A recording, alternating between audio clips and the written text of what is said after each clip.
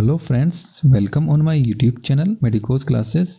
तो आज का मेरा टॉपिक है लार्ज इंटेस्टाइन। आज हम लार्ज इंटेस्टाइन के बारे में स्टडी करेंगे। तो जैसे कि आप सभी जानते हैं, जो लार्ज इंटेस्टाइन है वो डाइजेस्टिव सिस्टम का एक इम्पोर्टेंट ऑर्गन है, जो कि मेनली हेल्प करती है फूड के डाइजेशन में एंड फूड के अंदर जो भी न्यूट्रिएंट्स प्रेजेंट होते हैं उसके रीएब्जॉर्प्शन में। तो चलिए करते हैं स्टार्ट।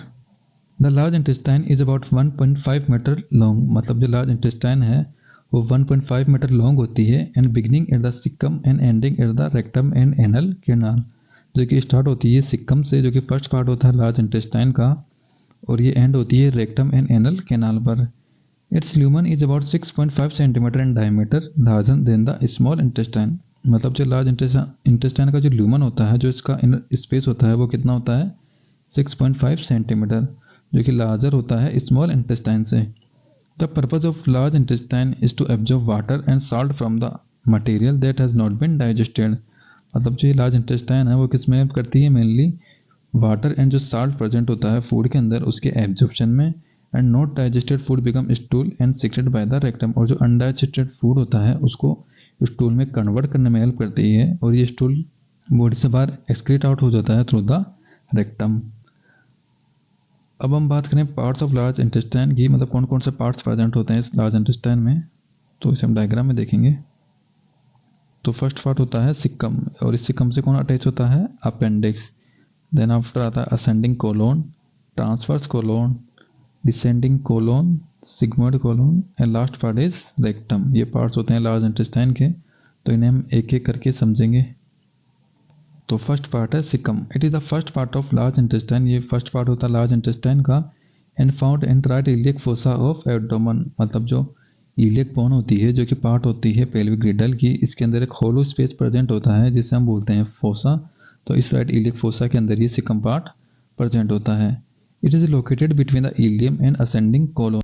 मतलब जो इलियम है, जो कि लास्ट पार्ट होता है स्मॉल इंटेस्टाइन का, तो ये सिक्कम का प्रेजेंट होता है इलियम एंड असेंडिंग कोलोन के बीच में।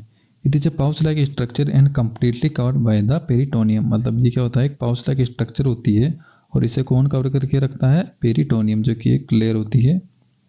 The vermiform appendix is attach to the lower end of caecum. मतलब जो वर्मीफॉर्म अपेंडिक्स होता है वो सिक्कम से अटैच होता है, और इस अपेंडिक्स का क्या रोल होता है? सेलुलोज के डाइजेशन में एंड जो गुड बैक्टीरियाज होते हैं जो कि फूड के डाइजेशन में हेल्प करते हैं उसके स्टोरेज में हेल्प करता है।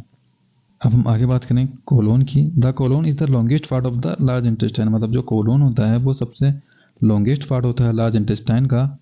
It receive almost completely digested food from the caecum. ये क्या करता है? जो भी डाइजेस्टेड फूड होता है उसको सिकम से रिसीव करता है and absorb the water and nutrients. और ये वाटर एंड न्यूट्रिएंट्स का एब्जॉर्ब करता है and pass the waste to the rectum. और ये आगे जो वेस्ट होता है उसको आगे भेज देता है रेक्टम के अंदर।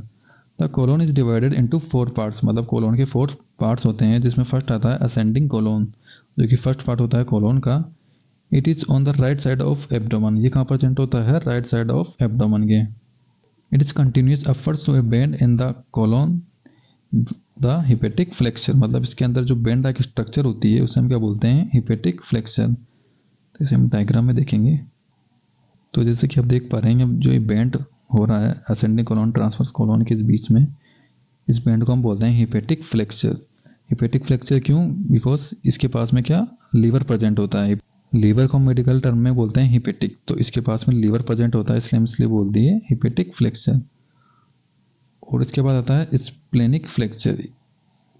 इस बेंड को हम क्या बोलते हैं? स्प्लेनिक फ्लेक्चर, क्योंकि इसके पास में स्प्लिन प्रेजेंट होता है, इसलिए इस बेंड को हमने बोला splenic flexure.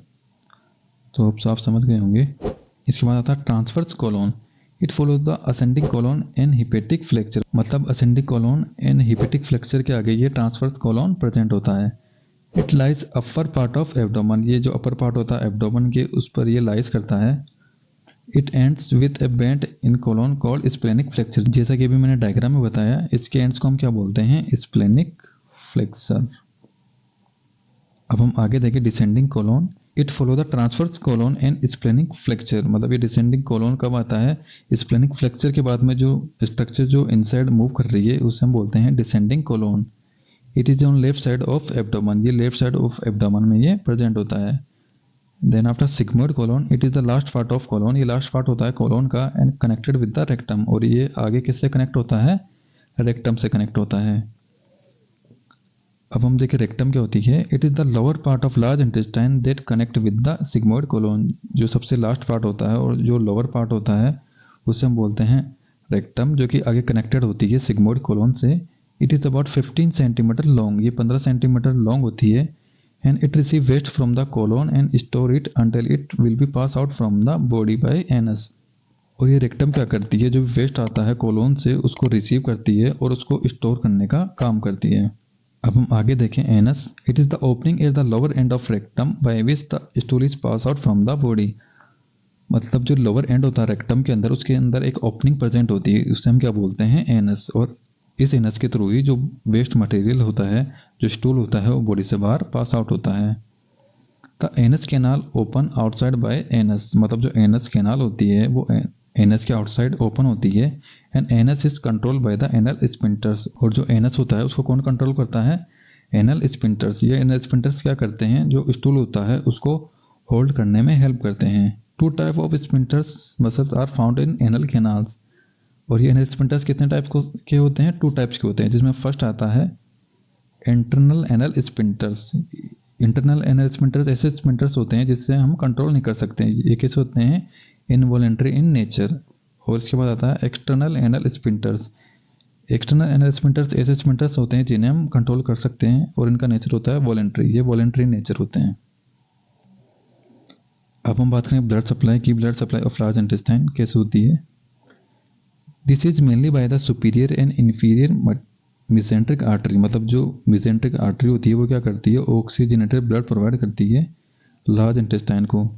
The superior mesenteric artery supply the caecum and ascending colon and transverse colon. जो सुपीरियर मिसेंट्रिक आर्टरी होती है वो क्या करती है, caecum, ascending colon and transverse colon को ब्लड की सप्लाई करती है। And the inferior mesenteric artery supply the remaining of colon and proximal part of rectum.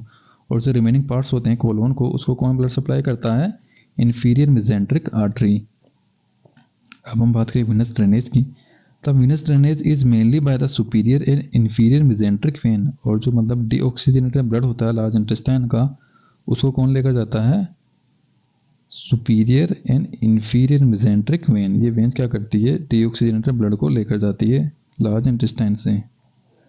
And this when join the splenic and gastric when and form the portal vein. अब ये when क्या करती है, आगे जाके join हो जाती है स्प्लेनिक एंड गैस्ट्रिक वेन में, और ये फॉर्म करती है पोर्टल वेन। अब ये पोर्टल वेन क्या करती है, इस डीऑक्सीजनेटेड ब्लड को आगे लिवर में लेकर जाती है। अब हम बात करें फंक्शन की। फंक्शन ऑफ लार्ज इंटेस्टाइन क्या क्या होते हैं। तो फर्स्ट है reabsorption of water and minerals science such as sodium and chloride.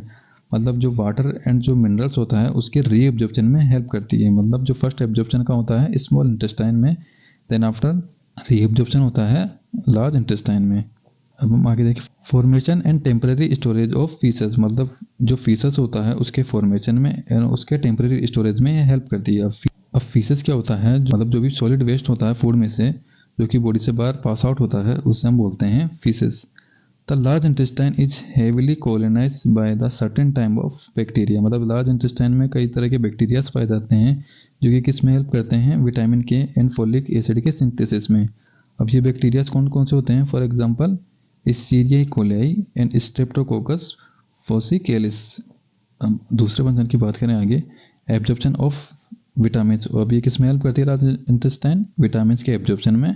And processing undigested food material such as fibres. और ये जो भी अनडाइजेस्टेड फूड होता है उसके प्रोसेसिंग में ये हेल्प करती है। तो ये था मेरा आज का टॉपिक। होप्स आप सभी को वीडियो समझ में आई हो। वीडियो को लाइक, शेयर एंड सब्सक्राइब जरूर करें। And thank you to all.